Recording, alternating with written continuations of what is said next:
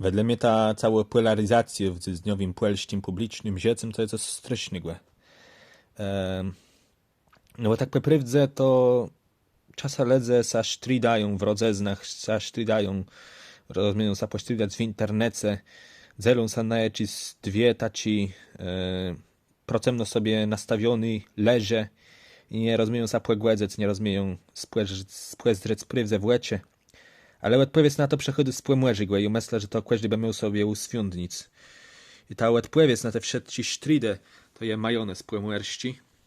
No lepszy rzecz, jaką światu dół gredząc, ta dregu rzecz, jaką światu dół gredząc dół, to Pawel Wycińści z KPZ-u. Ten majonez młecko jedze łecta, ale to je dobrze, bo to do wypeżna kwaskła. Te inne majonezy to je blus, one próbują blus zrównoważyć tłusty i słony, jeż peżna łumami.